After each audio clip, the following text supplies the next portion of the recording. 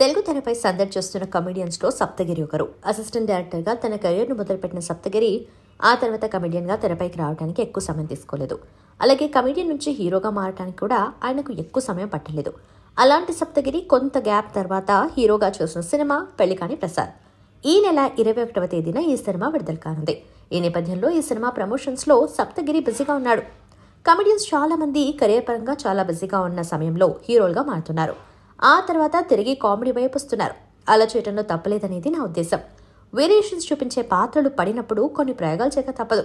ఎప్పటికప్పుడు కొత్తగా ట్రై చేస్తూనే ఉంటే ఆడియన్స్కి బోర్ అనిపించకుండా ఉంటుంది అని అన్నాడు. హీరోగా మారిన తర్వాత కమెడియన్గా వచ్చే అవకాశాలను డబ్బును కోల్పోయాననే టాక్ బయట ఉంది. అందువలనే గ్యాప్ వచ్చిందని కూడా చెప్పుకుంటారు. కానీ ఆ మాట నేను ఒప్పుకోను. ఎందుకంటే నన్ను నేను రీఛార్జ్ చేసుకోవడానికి తగిన సమయం దొరికిందని అనుకుంటాను. అలా రీఛార్జ్ అయిన తర్వాత చేసిన సినిమా ఇది. ఈ సినిమా తప్పకుండా సక్సెస్ అవుతుందనే నమ్మకం ఉందని చెప్పాడు.